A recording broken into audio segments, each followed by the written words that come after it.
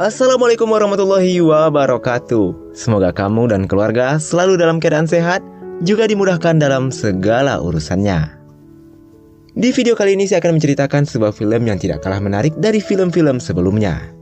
Film ini berkisah tentang seorang pemuda yang hidup di keluarga miskin, bahkan saking miskinnya ia tidak mampu untuk melanjutkan sekolahnya. Tapi walaupun ia tidak sekolah, ia mempunyai cita-cita tinggi, yaitu menjadi seorang miliarder. Dan hingga akhirnya ia berhasil menjadi orang terkaya nomor 2 di negaranya. Nah, bagaimanakah perjuangannya? Kita langsung saja masuk ke ceritanya. Film dibuka dengan memperlihatkan seorang pria muda bernama Jason yang merupakan cucu pewaris tambang minyak terbesar di Meksiko. Tidak hanya minyak, kakeknya juga mewarisi lahan pertanian, beberapa bank, bahkan yayasan sosial. Di suatu malam di sebuah restoran, ketika Jason berdansa bersama pacarnya yang bernama Lexi dibuat kaget ketika Jason menunjukkan sebuah kotak cincin, lalu melamarnya dengan sangat romantis. Namun tiba-tiba muncul seorang pria memberikan surat pada Jason dan pria itu langsung pergi meninggalkan mereka begitu saja. Waktu dibaca, ternyata surat itu berisi tuntutan dari sang paman soal sengketa harta warisan dan Jason pun segera pergi meninggalkan Lexi sendirian. Keesokan harinya, persidangan pertama Jason pun dimulai. Sang paman terus menyudutkan Jason dengan mengatakan kalau pria bau kencur seperti Jason hanya akan membuat perusahaan kakeknya bangkrut. Sang paman merasa bahwa dialah yang harus memimpin perusahaan-perusahaan tersebut. Sementara Jason tidak mau menyerahkan perusahaan itu begitu saja, karena ia tahu kalau sang paman hanya mengincar uang perusahaannya saja. Karena sidang kurang kondusif, hakim memutuskan untuk menunda sidang sampai minggu depan. Keesokan harinya, Lexi pergi menemui Jason di kantornya untuk memberikan sebuah surat. Tapi Jason yang begitu sibuk dengan pekerjaannya dan tidak menghiraukan ucapan Lexi lalu pergi ke ruangan meeting. Malam harinya saat merapikan semua dokumen, Jason teringat dengan surat dari Lexi dan baru membacanya. Di surat tersebut, Lexi mengatakan kalau ia akan pergi ke Haiti untuk menjadi dokter relawan selama 6 bulan. Jason yang tidak tahu akan berbuat apa, dia pergi mendatangi pengacara keluarga mereka yang bernama Hamilton. Tidak hanya seorang pengacara, Hamilton juga bersahabat baik dengan kakek Jason. Jason menanyakan kenapa ia yang dipilih untuk menjadi pewaris perusahaan kakeknya. Kenapa bukan pamannya yang merupakan anak-anak dari kakeknya? Hamilton pun berdiri lalu mengambil sebuah buku yang merupakan jurnal dari sang kakek. Hamilton juga mengatakan hanya 3 orang yang tahu isi jurnal tersebut, yaitu kakeknya, neneknya, dan Hamilton. Meskipun kebingungan, Jason yang penasaran dengan isi jurnal tersebut kemudian mulai membacanya. Di buku itu tertulis kisah hidup kakeknya dari tahun 1941. Nama sang kakek adalah Red yang hidup dalam kemiskinan. Bahkan saking miskinnya ia berhenti sekolah dan harus bekerja demi memenuhi kebutuhan hidup keluarga mereka. Hingga pada suatu hari, ketika mengantar es batu, anak orang kaya menjahili Red sampai es batunya terjatuh. Di pinggir jalan waktu memungut es batu tanpa sengaja, ia melihat sebuah berita di koran tentang miliarder terkaya nomor 2 di dunia. Membaca berita itu membuat dirinya seperti mendapatkan sebuah motivasi. Ia bertekad suatu saat nanti ia akan menjadi seorang miliarder juga. Sesampainya di rumah, Red menyampaikan keinginannya pada sang ayah. Namun bukannya memberi semangat, tapi sang ayah malah berkata bahwa sampai kapanpun Red tidak akan menjadi orang kaya.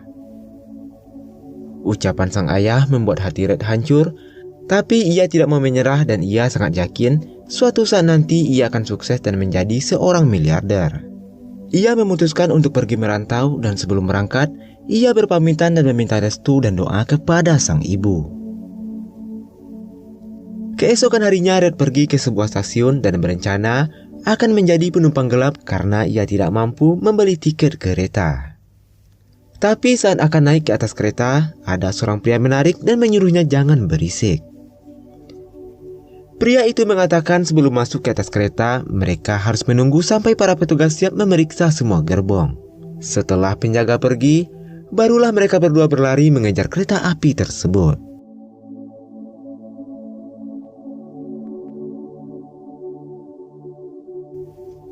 Hingga akhirnya mereka berdua berhasil naik ke atas kereta. Di perjalanan, Red melihat pria tua yang bersamanya seperti menulis sesuatu menggunakan jarinya. Red yang penasaran menanyakan apa yang ia lakukan. Pria tua itu menjawab kalau ia sedang menulis daftar-daftar yang harus ia syukuri hari ini. Red yang tidak mengerti dan tidak terlalu memikirkannya kembali melanjutkan tidurnya. Singkat cerita, mereka telah sampai di Texas. Mereka melompat dan Red berpisah dengan pria tua yang tadi bersamanya. Lalu ia mengikuti segerombolan orang hingga sampailah di sebuah desa kecil. Beberapa saat kemudian datang sebuah mobil yang ternyata orang itu adalah seorang pemilik peternakan yang sedang mencari beberapa pekerja untuk membuat pagar. Tidak menyia-nyiakan kesempatan, Red segera maju ke depan dan mengajukan dirinya. Pada awalnya ia tidak dipilih karena dirinya berbadan kecil, sementara lowongan itu untuk pria berbadan besar. Tapi setelah melihat kegigihan Red, pemilik peternakan akhirnya mempekerjakan dirinya. Singkat cerita, Red dan rekan-rekannya kini telah mulai bekerja. Saat sedang bekerja, ia didatangi oleh salah seorang rekannya yang bernama Carl. Carl mendorong tiang yang dipasangnya dan mengatakan kalau tiang yang dipasang oleh Red tidak akan kuat menahan 2 ekor sapi. Walaupun kesal pada Carl, Red kembali memperbaiki tiangnya dan membuatnya berdiri sekuat mungkin. Di saat yang lainnya beristirahat, Red terus saja bekerja dan baru berhasil mendirikan 1 tiang pagar. Karena kasihan, Carl menghampirinya lalu memberikan minum dan juga mengajarkan cara mendirikan tiang yang benar. Semenjak itulah mereka berdua mulai akrab.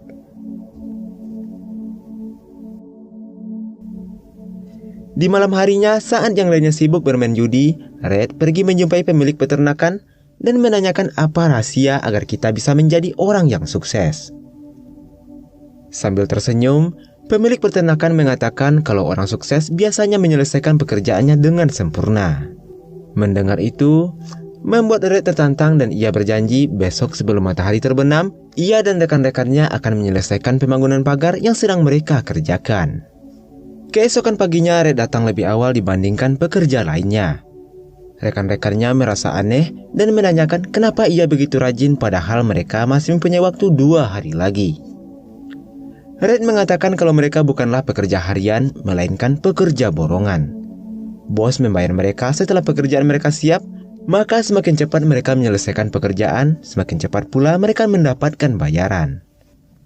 Mendengar itu, mereka membagi tugas agar pekerjaan mereka semakin cepat selesai, sementara pemilik peternakan tersenyum dengan pemikiran Red yang berbeda dari rekan-rekannya. Sesuai janjinya, ia bersama rekan-rekannya berhasil menyelesaikan pekerjaan sebelum matahari terbenam. Dan pemilik peternakan memberikan bayaran lebih kepada Red atas kerja kerasnya. Keesokan harinya, ia mendatangi tempat pengiriman uang. Di sana, ia mengirimkan gaji pertamanya untuk biaya berobat ibunya. Lalu tidak berselang lama, pandangan Red tertuju pada ikat pinggang seorang pria. Red menanyakan apa rahasia di balik kesuksesannya sehingga ia bisa membeli barang yang mewah. Sambil tersenyum, pria itu mengatakan kalau ia adalah seorang pengusaha tambang minyak. Mendengar itu, Red juga termotivasi dan bercita-cita ingin menjadi seorang pengusaha tambang minyak. Di siang harinya ketika sedang berjalan-jalan, Red tanpa sengaja bertemu dengan seorang gadis cantik yang membuat dirinya tidak bisa mengalihkan perhatiannya. Ia pun mencoba berkenalan dan gadis itu bernama Hana.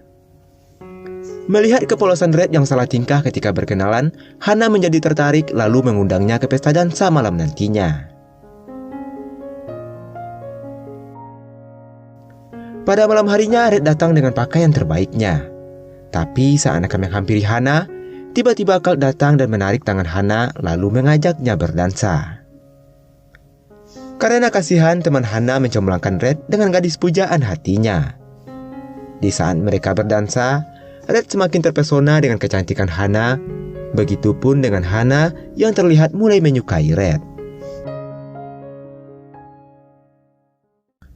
Keesokan harinya sepulang sekolah, Hana bingung saat melihat Red sudah menunggunya. Red mengatakan kalau ia hanya ingin bertemu dengan Hana dan mengantarnya pulang.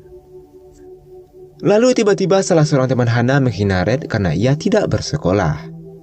Mendengar hinaan tersebut, Red berkata kalau ia adalah calon miliarder. Melihat kepercayaan diri Red, Hana lalu mengajaknya menemui kepala sekolah. Hana meminta agar Red bisa sekolah di sana dan memberikannya beasiswa. Namun sayangnya kepala sekolah menolak dan malah memberikan pekerjaan sebagai cleaning service di sekolah tersebut. Karena tidak terima direndahkan, Red meminta Hana untuk memberikan soal matematika. 56,679 times 61.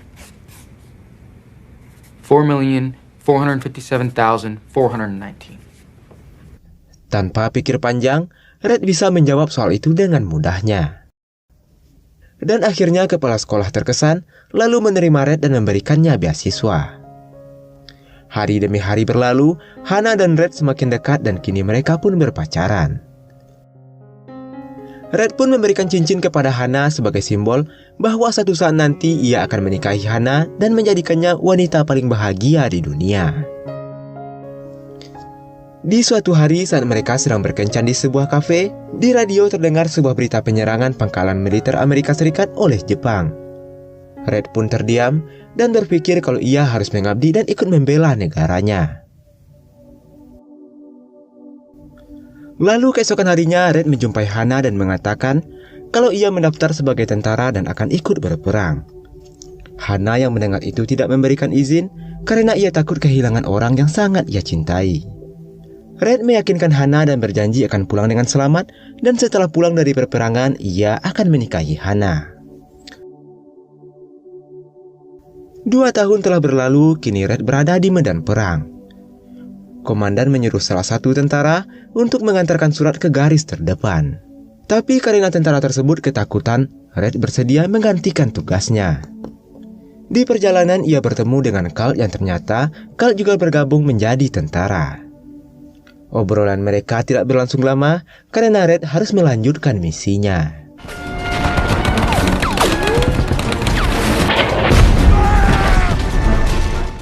Tapi tiba-tiba Red terkena ledakan yang membuatnya terluka parah. Carl yang berada tidak jauh darinya segera berlari untuk menyelamatkan temannya. Singkat cerita, 10 tahun setelah Perang Dunia usai, Red yang kini sudah dewasa mencoba peruntungan dengan menjadi seorang penambang minyak. Tapi walaupun sudah 5 tahun mencoba, Red tidak kunjung menemukan sumber minyak. Bahkan dari itu dia telah melakukan pengeboran sedalam 35 meter dan juga tidak membuahkan hasil. Lalu di sore harinya Red pulang dengan wajah putus asa. Sekarang Red dan Hana telah menikah serta memiliki 4 orang anak. Istrinya mengeluhkan karena di pikiran Red hanya ada kerja dan minyak, sehingga dia tidak mempunyai waktu hanya sekedar untuk bermain dengan anaknya. Red terdiam, lalu mendatangi anaknya yang besar dan mengajaknya bermain. Anaknya menanyakan, kenapa ayah tidak mencoba mencari seorang ahli untuk mencari sumber minyak. Beberapa hari kemudian, Red kembali mencari sumber minyak dengan bantuan ahli seperti yang dikatakan oleh anaknya. Dengan bantuan seorang ahli geologi, akhirnya ia berhasil menemukan minyak setelah bertahun-tahun mencarinya. Red segera pulang untuk memberikan kabar bahagia pada istrinya, karena tinggal beberapa langkah lagi cita-citanya akan terwujud, yaitu menjadi seorang miliarder. Pada suatu hari saat sedang berdiskusi dengan asistennya, mereka didatangi oleh seorang pria. Pria itu mengatakan kalau tanah tempat Red menemukan minyak adalah tanahnya. Dan pria itu juga menuntut Red di pengadilan. Red pun mencari seorang pengacara untuk membantu menyelesaikan masalahnya. Singkat cerita, hari persidangan telah tiba. Pengacara yang disewa oleh Red yang bernama Hamilton dihina oleh pengacara penuntut karena Hamilton berkulit hitam. Mendengar hinaan lawannya, Hamilton kesal dan mengatakan kepada Red kalau ia bisa memenangkan persidangan tersebut bahkan sebelum hakim datang. Dengan percaya diri, Hamilton menjelaskan semua undang-undang dan pasal-pasal tentang pertambangan yang menyatakan Red lah pemilik tanah yang sah. Karena merasa akan kalah, mereka berdua pun pergi dari sana. Red yang kagum dengan kepintaran Hamilton lalu merekrutnya menjadi pengacara pribadinya. Beberapa tahun berlalu, perusahaan Red yang bernama Panhandle Oil semakin sukses. Sekarang Red berencana membeli tanah di samping tambangnya. Namun Hamilton mengatakan kalau pemilik tanah tidak mau menjual tanah tersebut. Lalu dengan kesal, Red menyuruh untuk mengatur pertemuannya dengan pemilik tanah. Malam harinya Red pulang ke rumah. Terlihat anak-anaknya kini telah tumbuh dewasa. Tapi saat baru duduk, anak-anaknya semua minta duit lalu pergi dari sana. Hana sebenarnya sudah lama memperhatikan semenjak kaya Red selalu memandang segala hal dari sudut pandang uang, termasuk dalam kasih sayang. Beberapa hari kemudian, Red dan Hamilton pergi menemui pemilik tanah yang bernama Kelton. Meski berkali-kali dibujuk, Kelton tetap menolak untuk menjual tanahnya. Saat akan keluar, Red dengan sombong tersenyum sambil menyuruhnya untuk menjual tanah tersebut. Karena ia tahu, Kelton kini sedang terlilit hutang yang sangat banyak. Red dan Hamilton menginap di hotel terdekat. Ia bertekad tidak akan pulang ke rumah sampai Kelton mau menjual tanahnya. Hari demi hari mereka terus menunggu kabar dari Kelton. Hingga saat malam Natal tiba, Hamilton menyarankan agar mereka pulang dan merayakan Natal bersama keluarga mereka. Tapi Red menolak lalu mempersilakan Hamilton pulang untuk merayakan Natal bersama keluarganya. Sementara Red memilih tetap menunggu kabar, walaupun sebenarnya ia telah berjanji pada istrinya akan pulang sebelum Natal. Keesokan harinya Red didatangi oleh Kelton dan memutuskan untuk menjual tanahnya. Red menanyakan alasan apa yang akhirnya membuat Kelton menjual tanahnya. Kelton mengatakan ia teringat dengan dirinya yang dulu ketika melihat kegigihan Red dalam berusaha. Sore harinya di bandara, Red membaca sebuah koran yang memberitakan kalau kini ia masuk daftar miliarder Amerika Serikat. Betapa bahagianya Red. Dia teringat waktu muda dulu ketika ia melihat berita di koran yang menjadi motivasinya untuk menjadi seorang miliarder. Namun di tengah kegembiraannya, Red mendapat kabar kalau Hamilton mengalami kecelakaan parah dan kini sedang dirawat di rumah sakit. Mendengar kabar menyakitkan itu, Red segera pulang dan langsung menuju rumah sakit. Sesampainya di rumah sakit, Hana menjelaskan Hamilton mengalami kecelakaan parah dan kedua ginjalnya mengalami kehancuran. Dia divonis tidak akan hidup normal sampai mendapatkan donor ginjal. Hati Red begitu perih, ia hanya memandangi sahabat baiknya yang telah menemaninya sampai ia bisa sukses. Tiba-tiba Red terdiam ketika ia mengetahui kalau dirinya mempunyai golongan darah yang sama dengan Hamilton. Ia pun segera berlari mencari dokter dan ia akan mendonorkan satu ginjalnya untuk sahabat baiknya itu. Kejadian itu telah merubah cara pandang Red tentang arti sebuah kehidupan. Kini, tidak ada lagi kebanggaan menjadi miliarder di dalam dirinya. Dia sadar kalau selama ini ia terlalu berambisi mengejar kekayaan sampai menelantarkan keluarganya. Dan ia juga menyadari kalau dirinya salah dalam mendidik anak-anaknya yang kini menganggap uang adalah sumber kebahagiaan sama seperti dirinya. Walaupun sudah terlambat, Red tetap memiliki harapan kepada keempat anaknya. Red ingin anak-anaknya tahu kalau di dunia ini ada banyak hal yang lebih berharga daripada uang. Beberapa hari kemudian setelah Red pulang dari rumah sakit, ia mengumpulkan anak-anaknya lalu meminta maaf karena selama ini ia tidak memperhatikan mereka dan lebih fokus dengan pekerjaannya. Red pun memberikan amplop pada masing-masing anak yang berisi uang $10.000 dan menyuruh mereka untuk membantu orang lain dengan uang tersebut. Namun semua anaknya malah berniat untuk membelanjakan uang itu, dan hanya ada satu anak yang kembali memberikan uang itu dan mengatakan kalau ia akan menyumbangkan uang itu untuk yayasan amal. Mendengar ucapan anaknya, Red sangat bangga. Ia berniat saat ia telah meninggal nantinya, ia ingin mewariskan seluruh hartanya pada anaknya yang paling kecil untuk dikelola. Anak terakhir dari Red adalah ayah Jason. Karena ayahnya telah meninggal, maka Jasonlah yang diwasiatkan untuk melanjutkan bisnis sang kakek. Dari belakang, Hamilton datang memberitahu Jason kalau kakeknya berharap Jason bisa mewarisi sifat sang ayah yang tidak terlalu mengedepankan uang. Kakeknya juga tidak ingin Jason menjadi seperti dirinya dulu yang selalu sibuk mengejar uang hingga dia menelantarkan keluarganya. Dari kisah sang kakek, Jason mendapatkan pelajaran berharga. Ia memutuskan untuk menyusul Lexi ke Haiti. Ketika mereka bertemu, Jason langsung meminta maaf dan menyesali perbuatannya yang selalu mengabaikan Lexi dan mementingkan pekerjaannya.